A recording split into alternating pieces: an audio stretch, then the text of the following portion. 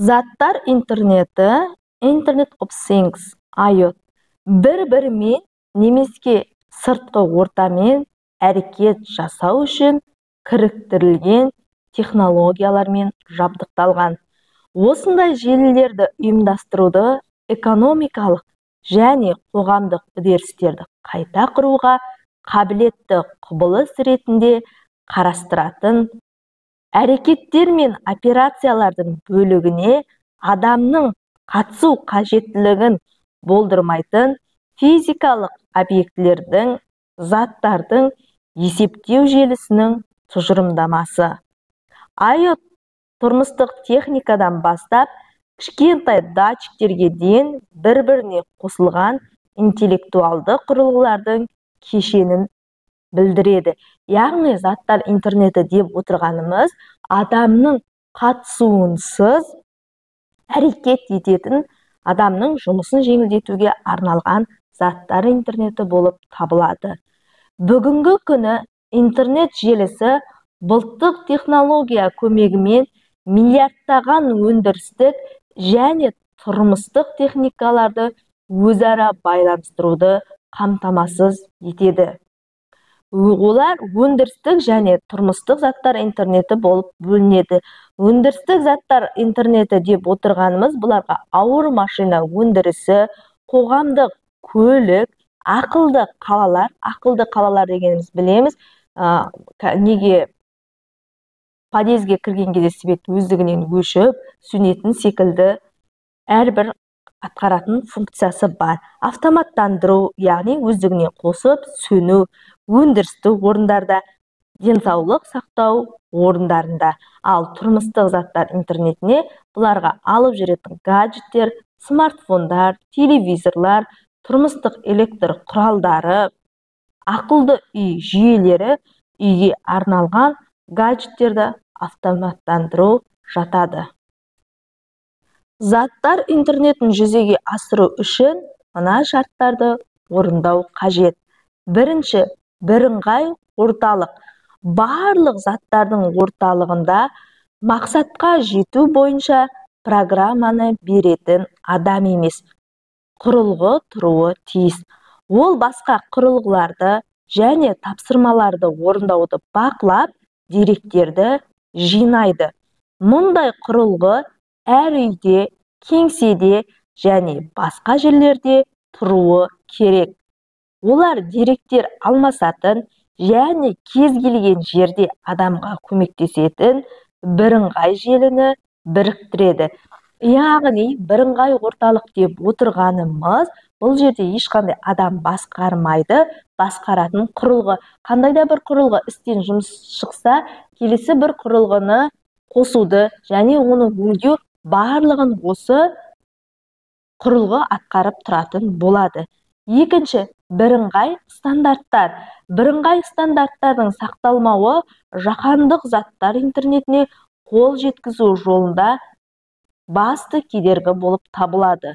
Жүйенің ауқымды жұмысы үшін бірыңғай тіл қажет.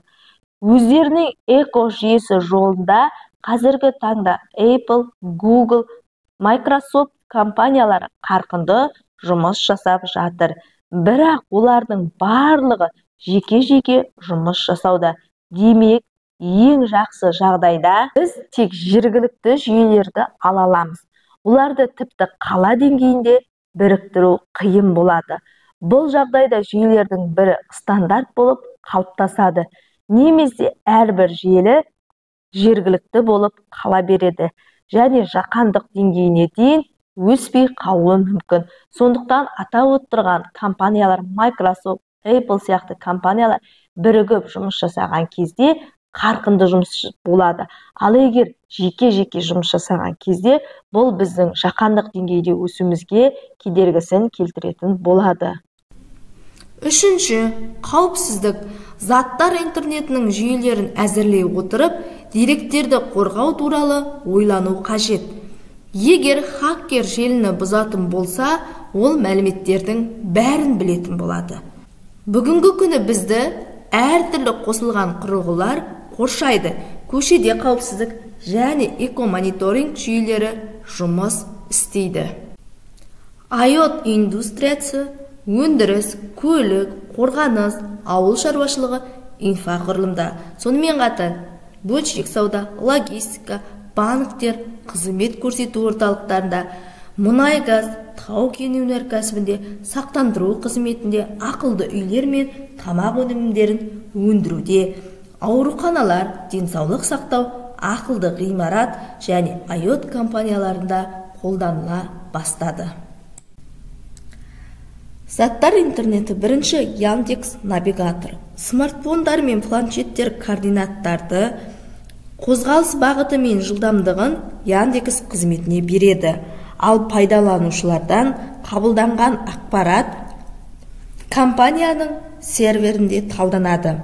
Жол кептелісі туралы мәлімет алған соң, қосымша жүргізушіге автоматты түрде айналып өту нұсқаларын ұсынады және телефонның немесе планшеттің экранында маршрутты көрсетеді. Мобильді құрылғылар деректерді өңдеу орталықтары және Яндекс қосымшасы деректерді адамның қатысуынсыз бөлісетін заттар интернетінің нақты мысалы бола алады.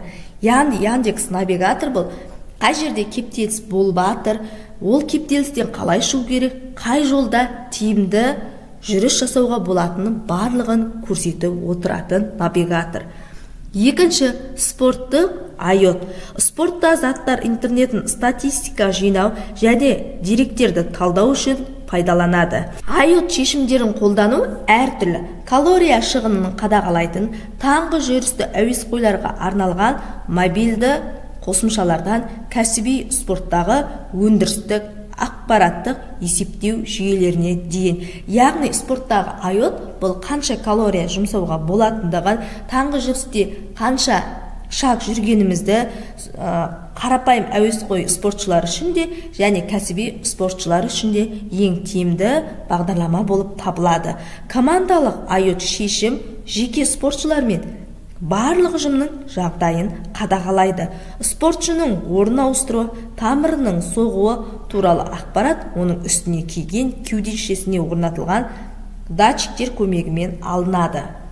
Яғни спортшы туралы толық мәлімет, оның тамыры жүгірген кезде қалай соғатындығы және орын ауыстыру туралы түгелдей ақпараттар бұл өзінің кеудешесіне орналастырылған датчик арқылы білуге болады. Координаттар мен медициналық телеметрия басшылықты шұғыл ақпаратпен және қосалқы қызметтерін қамтамасыз ете отырып бұлттық платформаға жіберіледі. Жаттықтырушы ұжым жағдайын бағалау үшін тайм-аутты күтпестен ойын тактикасын құрастырады және қалыптасқан жағдайды тез есепке алып, шара қолдану арқасында қарсыластарын жеңе алады.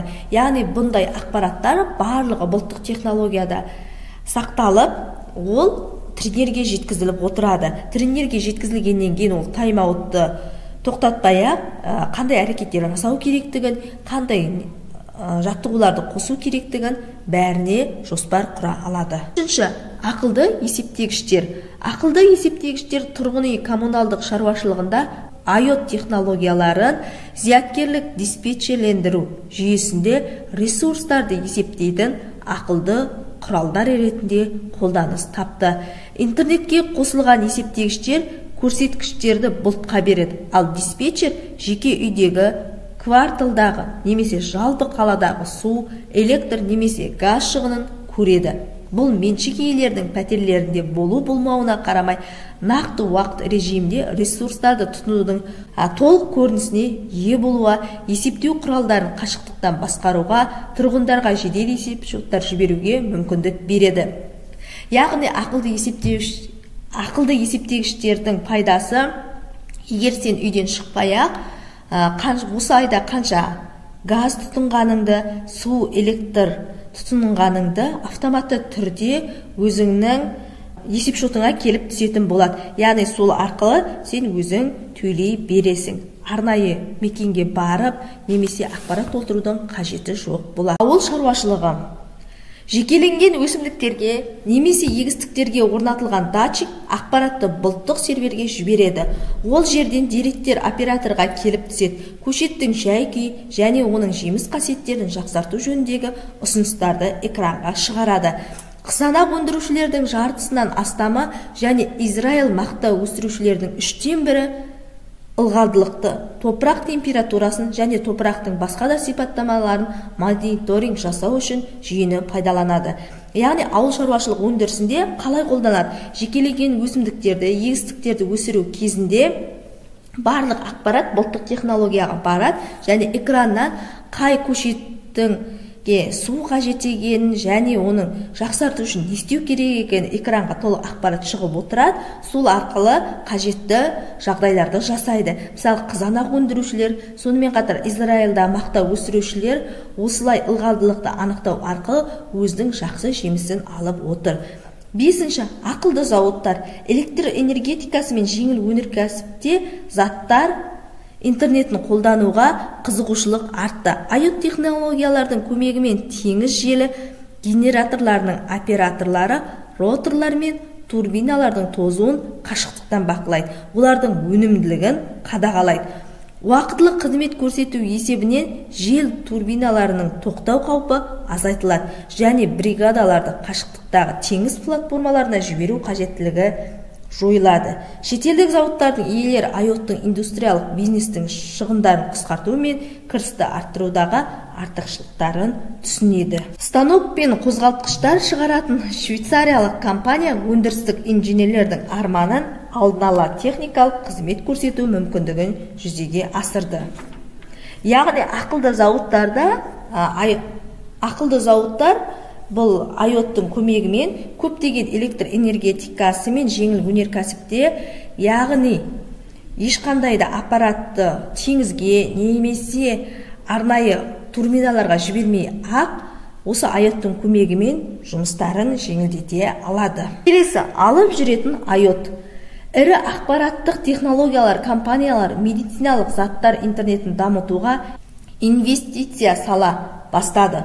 Осындай шешімдердің бірі сенсор арқылы денедегі аурудың динамикасын және емделушілердің сауығуын 24/7 режимінде қадағалайды. Мониторинг нақты уақыт режимінде стационар мен үйдегі көрсеткіштерді жинаудан басталып, деректерді емдеуші дәрігер мен зертханаға талдау және шешім қабылдау үшін жіберуге дейінгі әрекеттерді қамтиды. Медицинада емдеу мекемесі шеңберінде жұмыс жасап жатқан қызметкерлерге дәрі-дәрмектер немесе құралдар қорының сарқылуы туралы ескерту беретін жобалар бар. Яғни алып жүретін IoT-тың көмегі өте көп. Яғни смартфондарды қолымызға тағу арқылы денеміздегі аурудың динамикасын және емдеушілердің сауығы үшін 24/7 байланыс орнату үшін таптырмас ең жоғары мүмкіндік болып табылады. IoT архитектурасы 4 деңгейден және деңгей арасында әрекет ететін басқару мен қауіпсіздік мүмкіндіктерінен тұратын IoT архитектурасы бейнеленген. Яғни IoT архитектурасы желі деңгейі 2 негізгі функцияны орындайды. Желі мүмкіндіктері құрылғылар мен шлюздердің өзара әрекеттеріне тәуелді. Тасымалдау мүмкіндіктері IoT қосымшалары мен қызметтерін, сондай-ақ IoT басқару және бақылау туралы ақпараттарының тасымалдауына жатады. Қызметтерді және қосымшаларды қолдау деңгейі қосымшалармен пайдаланатын мүмкіндіктерді береді. Көптеген түрлі қосымшалар жалпы қолдау мүмкіндіктерін пайдаланады. Мысалы, деректерді жалпы өңдеу және деректер қорын басқару жатады. Қосымша деңгей IoT құрылғылармен өзара әрекеттесетін барлық қосымшалардан тұрады. Басқару мүмкіндіктерінің деңгейі желіні басқарудың дәстүрлі функцияларын қамтиды. Яғни ақауларды, конфигурацияны есепке алуды, жұмыс көрсеткіштерін және қауіпсіздікті басқару. Қауіпсіздікті қамтамасыз ету мүмкіндіктерінің деңгейі қосымшаларға байланысты емес, қауіпсіздікті қамтамасыз етудің жалпы мүмкіндіктерін қамтиды. Қауіпсіздікті қамтамасыз етудің жалпы мүмкіндіктерінің мысалдары қосымша деңгейінде авторизация, аутентификация, қосымшалар деректерінің құпиялығын және тұтастығы, жеке өмірге қол сұғылудан қорғау, қауіпсіздік аудиті және антивирустық қорғау болып табылады. Деңгейінде авторизация, аутентификация пайдалану туралы деректердің және сигнал беру деректерінің құпиялылығы, сондай-ақ сигналы беру деректерінің бүтіндігін қорғау. Құрылғы деңгейінде аутентификация, авторизация, құрылғының бүтіндігін тексеру, кіруді басқару, деректердің құпиялығы мен бүтіндігін қорғау. Қауіпсіздікті қамтамасыз етудің арнайы мүмкіндіктері қосымшалардың талаптарымен, мысалы мобильді төлемдердің қауіпсіздік талаптарымен тығыз байланысты.